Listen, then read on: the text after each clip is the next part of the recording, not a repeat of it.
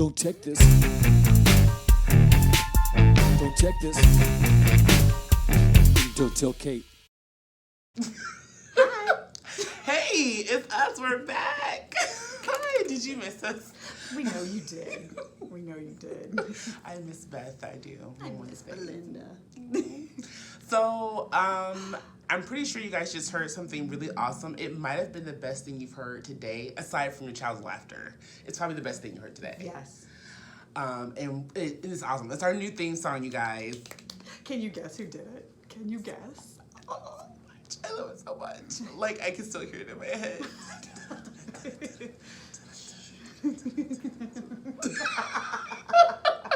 We said we wouldn't do that, but we're here for the corny. We're here for it.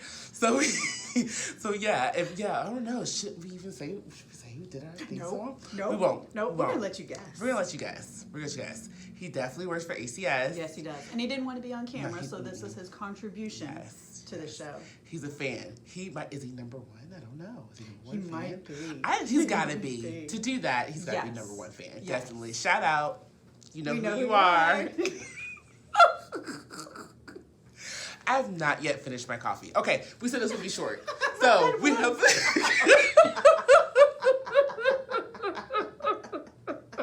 This is all going to be on the show. Okay. We have a special guest. Pull it together, guys. Okay, fix your face. We have a special guest. All right, guys. So here they are. Watch this. Well, we told you we had someone special for us today. Welcome to our show, BW. Oh boy. We got spirit fingers and jazz hands. Yes. We have all the things. Just don't ask for water. Our budget's inside of a Tic Tac. So we've got you otherwise. Thank you. You're welcome. Wow. High maintenance. So we're gonna ask you a question real quick before we get jumping into your snow day activities. Great. Your new addition to the Crayola crayon box. What color would you be and why? Okay. And I can come up with any name for Any this crayon. name for this crayon. Okay. I think Midnight Streak would do it. Ooh. I like it. Do you like that? A lot. ABW said it, so coin it. Yes. I It's like ABW said, y'all. Midnight Street people. A superhero. Yes, I like that. Like a math wizard, if you will. Yeah. I like that. Ooh. But, because black can be used to outline things. Yes. And, of course, my great artistry of making stick people. So, that in itself, that does it. Yes. Mm-hmm. Love it. Does it have glitter in it too? I think so. A little sparkle. Yeah. A little sparkle. Little jazz hands. I know. Yeah, a little Special sparkle. edition Crayola. Okay. Thank you. Not sponsored. Okay. Here we go. Ready. All right. So we've asked you here today because our last episode was talking about snow day activities. Right. We get snow. Right. But our kids have Chromebooks, so they can do stuff at home, so they're not missing instruction. Absolutely. So what are you going to share with us today? Well, I'm going to be sharing with you all about Desmo's demo snow day activities, and our math teachers definitely know about Desmo's. And we've got lots of activities that would be used for elementary and secondary, so we've got some fun things to share with you guys today. Yay!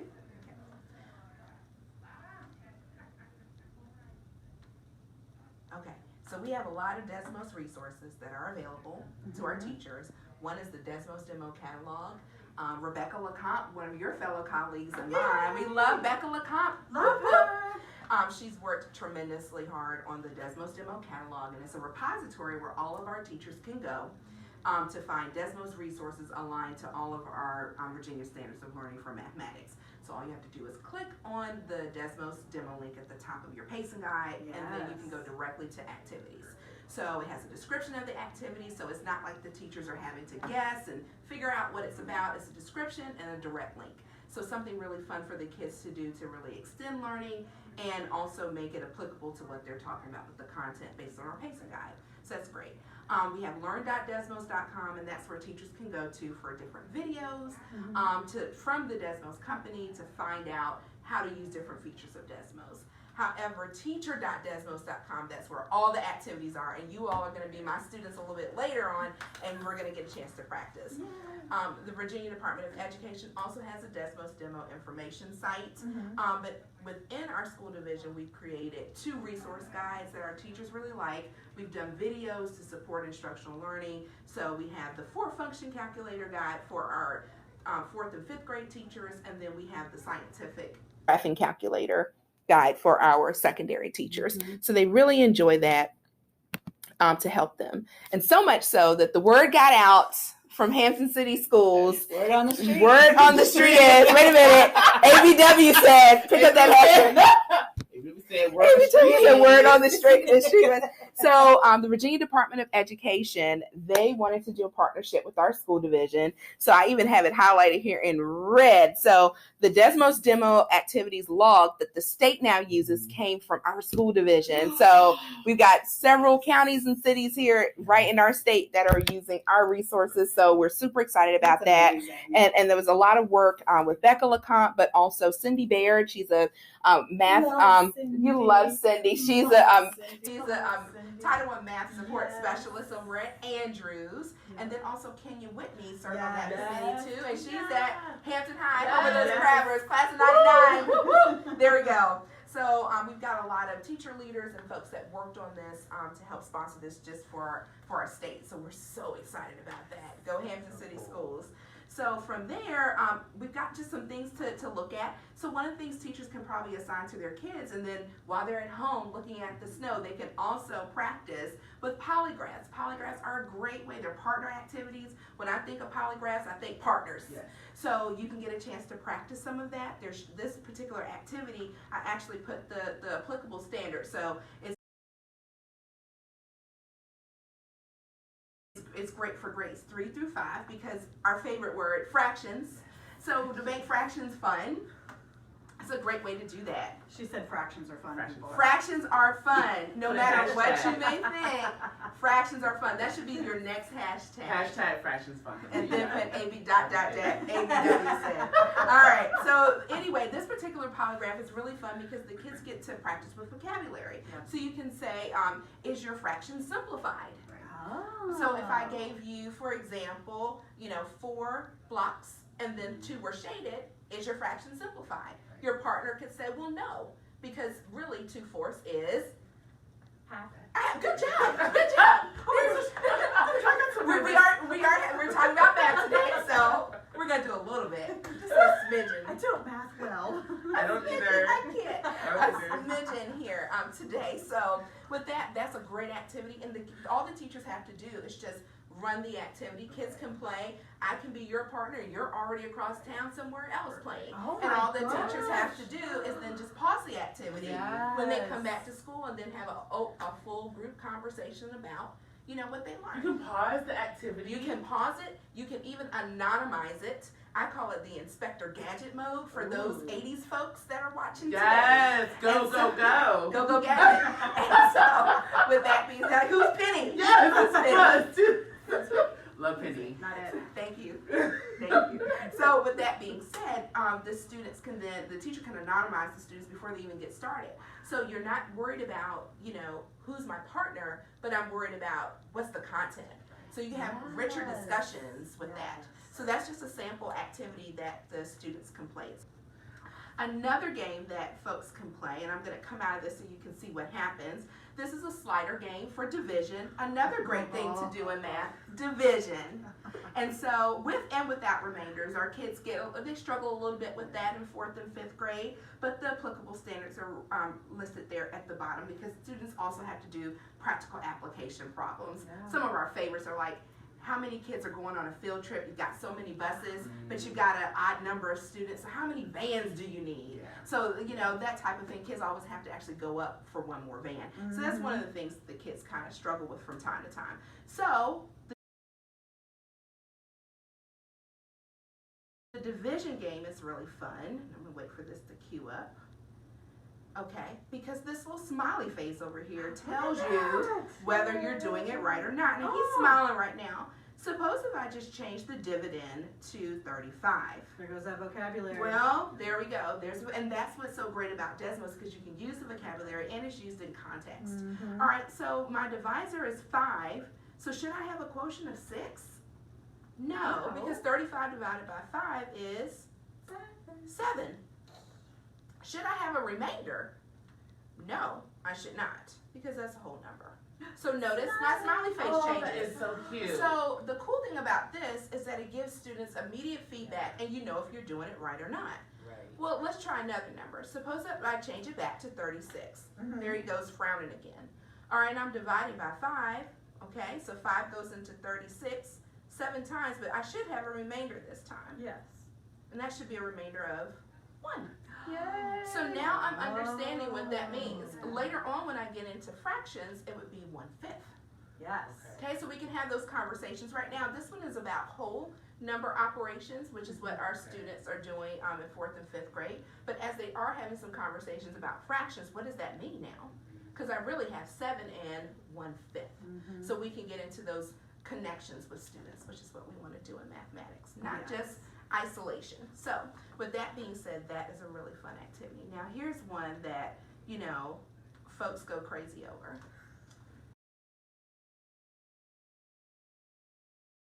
And I happen to be, ABW said it, I am the champion of marble slides. My math team knows this. They are aware of it. Who's going to take her down? Wow. No one. Talk about on video forever. Yes. That one I want posted to YouTube. So shout out to Michelle Vinny, my secondary math teacher specialist, and Ashley O'Malley, who Maybe we can tag them. Are we we giving should names? tag them. Put names? We are putting on the street. Yes. Ashley watches. She does. watches. Ashley O'Malley, she's watching. So I know she is. Yeah. But she's still trying to figure out my marble slides functions. I'm trying to tell you. And I'm not giving that secret away. Not doing it. No. So, She said. not giving it away. Y'all ain't ready for this. Don't take this. And I'm almost, don't tell Kate. And I feel like I need to don't tell Kachi either. Anyway, we'll I move cannot. forward. I Go on. cannot. We'll move forward. All right, so the Marble Slides mini golf game, and you all have a chance to play this. Yeah. It's really fun. It is. This is not easy, you guys. But here's the cool thing about this activity and why it's great for grades 6th grade through 12th grade. One, because our 6th grade students are learning about proportional reasoning, but not only that, they're learning how to plot points. So this is a great way for them to plot points, but also understand the relationship with rise over run, which is for our 7th and 8th grade students. And from there, they're learning about concepts of slope. Our Algebra 1 students are learning about slope, y-intercept form, standard form, so then teachers can have discussions with them about what happened when you change the slope. Geometry is the same way. Geometry, G.3, is about midpoint and distance, so geometry teachers could use this and say, what was the distance? How did your distance differ when you tried to move the golf balls into the success net? How do you know? Let's launch it. No, I didn't. Oh, you got to do a bank shot off of that, but you can I see what you got to do to try to get them in there. Here. So you probably do have to move that point over here so they can go over there and then bank shot in, just like you would play if you're at putt-putt. So shout out to putt-putt. So from there, we can do that. So you may want to bring that down just a little bit, maybe to here. So you Four, maybe? Oh, so 6. So 6. A negative and a negative it makes it a positive. Well, that's integer operations. But it did it. But there you go. So now let's try it and see if that'll work for you. Oh, look. So they pull. So we've got to go up. You've got to either go up here to catch them. So try it. So maybe move up here to, let me see. -1. Okay, now try it. Because they're sliding over there. No, now I got to go over. Yep. So you probably have to go a little wider or up to the box. But you're trying to trap them.